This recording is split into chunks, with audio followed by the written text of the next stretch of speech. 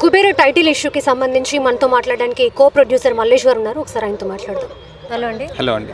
So నార్మల్గా ఇప్పుడు Kubera title మీరు రిజిస్ట్రేషన్ చేయించుకున్నారు అని అంటున్నారు కదా.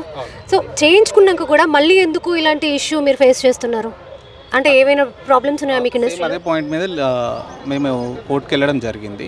ఎందుకంటే మేము రిజిస్ట్రేషన్ చేసుకోక ముందుకు వాళ్ళు రిజిస్ట్రేషన్ చేసుకొని ఉన్నా లేదంటే ఇంకో ఏదైనా ఇష్యూ జరిగినా మాకు తెలిసినుంటే మేము అప్రోచ్ కాకపోతుండే. సో ఆల్మోస్ట్ 80% మూవీ కంప్లీట్ అయినాక మూవీకి ఏదైతే మేము పెట్టాలనుకున్న టైటిల్ని చాలా ప్రిఫరబుల్గా చాలా డెప్త్గా చూసి పెట్టడం జరిగింది. దానికన్నా ముందు ఏవైతే చూస్ చేసుకున్నామో ఒకటి కూడా సరిగ్గా మ్యాచ్ కాలేదు. దీనికి ఏదైతే మ్యాచ్ అవుతుందో దానికి ఉన్న సౌండ్ కానీ వైబ్ కానీ దానివల్ల మేము రిజిస్ట్రేషన్ చేసుకోవడం జరిగింది. దాంట్లో 5 లాంగ్వేజెస్లో రిజిస్ట్రేషన్ చేసుకున్నాం. అంటే ఏంటి ఇది పాన్ ఇండియా మూవీయా? లేదండి, ఇది నార్మల్ చిన్న మూవీ. బట్ దానికి ఏదైతే టైటిల్ ఏదైతే సెట్ అవుతుందో దాన్ని రిజిస్ట్రేషన్ చేసుకోవడం కూడా జరిగింది. 5 లాంగ్వేజెస్లో చేసుకోవడానికి కూడా ఏంటంటే మేము తర్వాత డబ్బుడు మూడుగా చేద్దామని చెప్పి కూడా అనుకున్నాము. సో అందుకని 5 లాంగ్వేజెస్లో రిజిస్ట్రేషన్ చేస్తాం.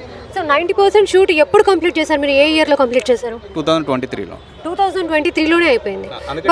అందుకే ఇంతకుముందు కూడా పోస్టర్ కూడా రిలీజ్ చేసిండు అప్పుడు. సో దాన్ని బయటికి రాకుండా ఇప్పటి వరకు ఆపడం జరిగిందని.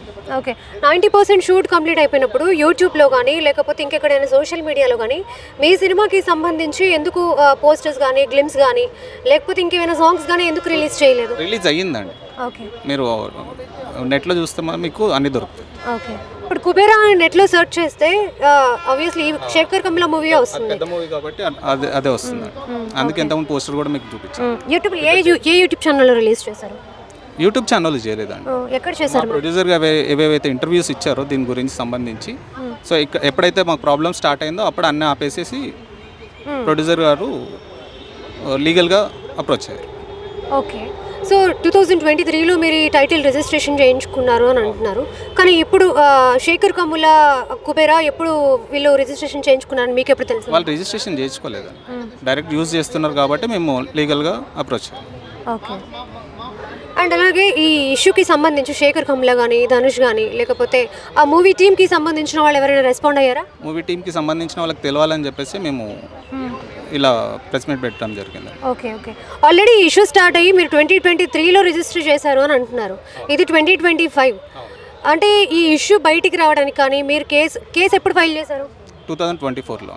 2024లో కేసు ఫైల్ చేశారు. కానీ ఇప్పుడు ఈ ఇష్యూ ఇలా మీడియా ముందుకు రావడానికి ఎందుకు ఇంత టైం పట్టింది? లీగల్గా అక్కడ ఏదైతే కోర్టులో నడుస్తుందో దాన్ని బట్టి మేము ఆగిండు ఎన్ని డేస్ కూడా. సో ఇప్పుడు కూడా దానికి ఏమి ప్రజెంట్గా న్యాయం జరగలేదు కాబట్టి ప్రెస్కి వచ్చాం. ఓకే, సో ఇప్పటివరకు ఎవరి నుంచి ఏం రెస్పాన్స్ ఏది రాలేదండి. దిల్ రాజు గారిని కలవడం కానీ ఆయనతో మాట్లాడడం కానీ ఏమైనా జరిగింది? ఏం జరగలేదు. ఏం జరగలేదు. అట్లీస్ట్ మీరు ట్రై చేశారా? లీగల్ అడ్వైజర్గా ట్రై చేస్తున్నారు. ఓకే, ఓకే, అండ్ అలాగే మీకు బెదిరింపులు వస్తున్నాయి? బెదిరింపులు మీన్స్ అక్కడ ఎవరు చేస్తున్నారో అని తెలియదు. బెదిరింపు అని చెప్పేసి ప్రొడ్యూసర్ గారు ఏదైతే అన్నారో ఆయనకు 2-3 కాల్స్ వచ్చినాయి అనమాట. మీది చిన్న మూవీ అన్నట్టు డామినేషన్గా మాట్లాడినందుకు ఆయనకు నచ్చలేదు. ఓకే, ఓకే, అండ్ అలాగే ఇదే మీది ఫస్ట్ మూవీయా? ఇంతకుముందు ఏమైనా ప్రొడ్యూస్ చేశారా? ఇదే ఫస్ట్ మూవీ. కో ప్రొడ్యూసర్ అండి. కో ప్రొడ్యూసర్గా. ఓకే, సో మీరు ఎటువంటి న్యాయం కోరుకుంటున్నారు ప్రెసెంట్? టైటిల్ ఒకటి మాకు ఇచ్చేస్తే సరిపోతుంది. కాంప్రమైజ్ అయ్యే ఛాన్స్ ఏమైనా ఉందా? లీగల్ అడ్వైజర్ గారు చెప్తారు.